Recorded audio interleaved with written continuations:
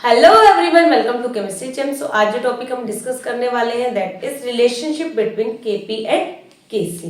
तो केपी क्या होता है, केसी क्या होता है, ये सब हम डिस्कस कर चुके हैं अपने लास्ट लेक्चर में। Kp is the equilibrium constant at partial pressure and Kc is the equilibrium constant in terms of concentration. तो अब हम दोनों के बीच का रिलेशनशिप देखने वाले हैं कि क्या इक्वेशन होती है हमारे पास। तो इसके लिए सबसे पहले हम जनरल रिएक्शन कंसीडर कर लेते हैं। N A plus N2B, they will give or in equilibrium with M1C plus M2D। तो हमने ये वाली रिएक्शन यहाँ पे कंसीडर कर ली है जो कि इक्विलिब्रियम में एग्जिस्ट करती है।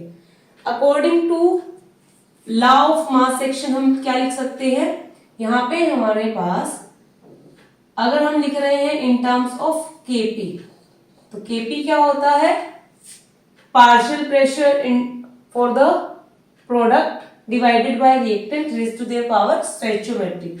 सो हम यहाँ पे लिखेंगे P इसके लिए, C के लिए raise to the power M1 into P D raise to the power M2 divide by हम क्या लिखेंगे, reactant P A N1 P B N2।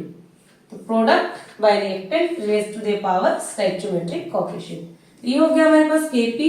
अगर हम केसी को लिखें तो केसी हमारे पास क्या होता है, product concentration divided by reactant concentration raise to the power stoichiometric coefficient. So ये कंसंट्रेशन टर्म हम इस तरीके से लिखते हैं, एक्टिव मासेस बोल सकते हैं। So C raise to the power M1 D raise to the power M2 divide by हमारे पास है A is reactant raise to the power N1 B raise to the power N2।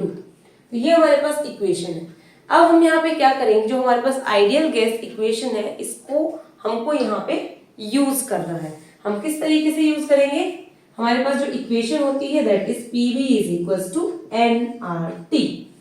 ठीक है, अब P को अगर हम लिखे क्या होगा, N by V R T, और N बाई वी हमारे पास क्या होता है हमको पता है, दैट इज कंसंट्रेशन। बिकॉज हम मोलैरिटी ले रहे हैं, मोलैरिटी क्या होती है, नंबर ऑफ मोल्स इन पर लीटर वॉल्यूम। सो इसको हम C से रिप्लेस कर सकते हैं, P is equals to CRT।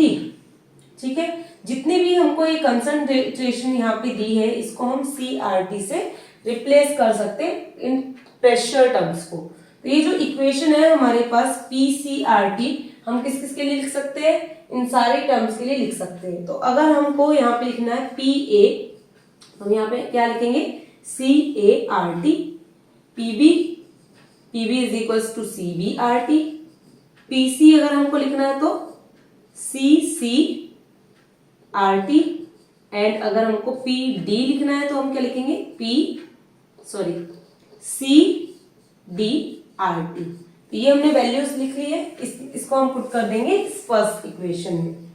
Put the values in equation 1।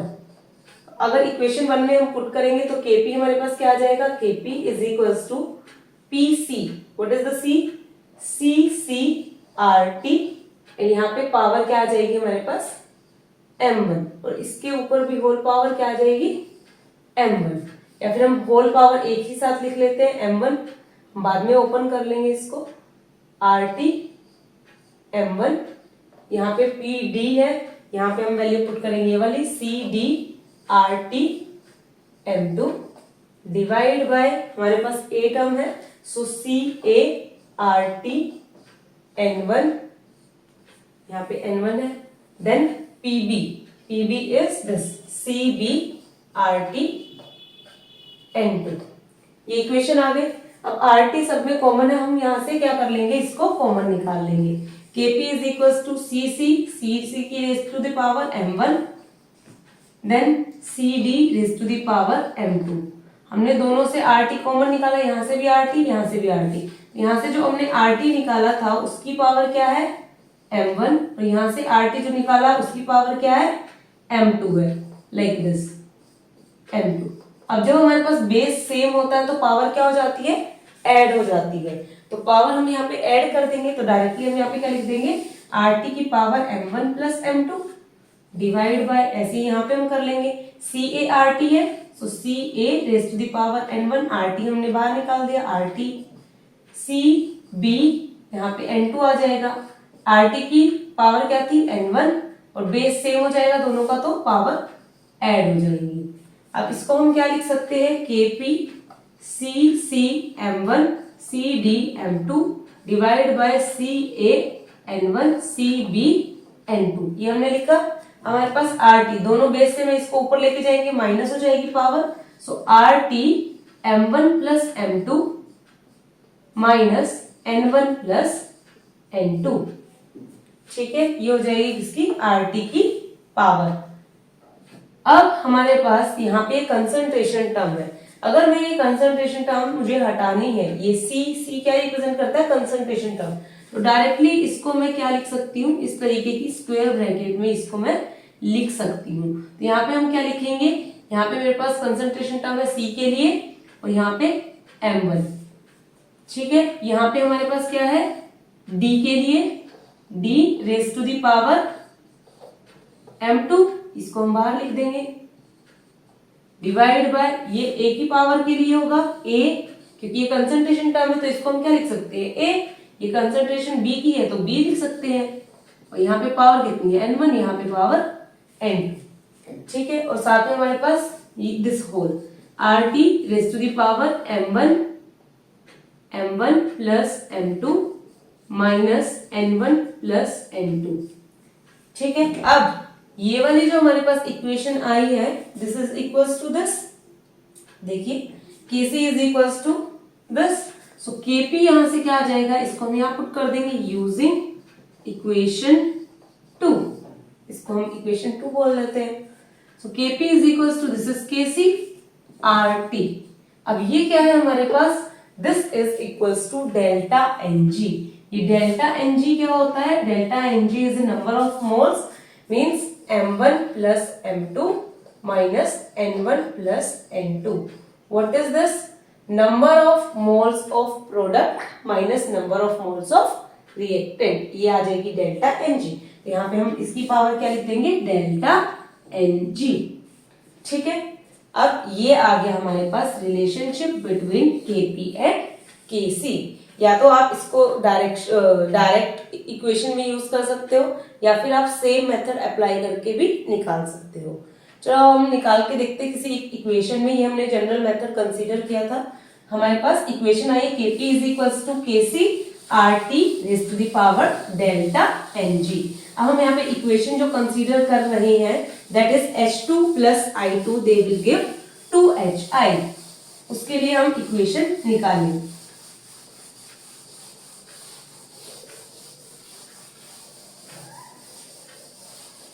हम दोनों तरीके से निकालना देखेंगे, डायरेक्ट और इनडायरेक्ट भी, ठीक है। तो हमारे पास जो इक्वेशन है that is H2 gas plus I2 gas that is in equilibrium with 2HI that is also gas. So अब यहाँ पे हम जो इक्विलिब्रियम कांस्टेंट है उसकी बात कर रहे हैं किस टर्म्स में, जब हमारे पास होमोजीनियस फेज है, मतलब सारे के सारे गैसेस फेज में प्रेजेंट है। अगर कोई भी हमारे पास सॉलिड फेज में प्रेजेंट होगा तो उसकी कंडीशन डिफरेंट होती है, जो कि हम नेक्स्ट लेक्चर में डिस्कस करेंगे। तो ये हमारे पास H2 है, ये I2 they will give 2HI और इक्विलिब्रियम विद 2HI। तो यहाँ पे अगर हम बात करें किसकी, Kp की, Kp को हम कैसे लिखेंगे, Kp is equals to pressure of H2, this one here no power is there, then pressure of I2 divide by pressure HI, then raise to the power 2 या फिर होल पावर 2, इस तरीके से लिख लेते हैं, no confusion will be there, ठीक है।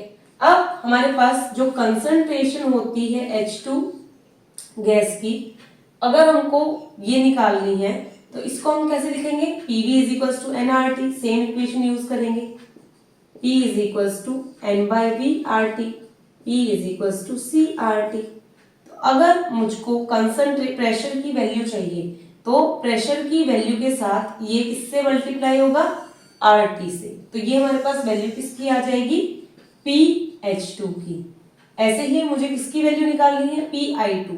PI2 मेरे पास क्या हो जाएगा, हम यहाँ लिख लेते हैं PI2 is equals to I2 concentration into RT।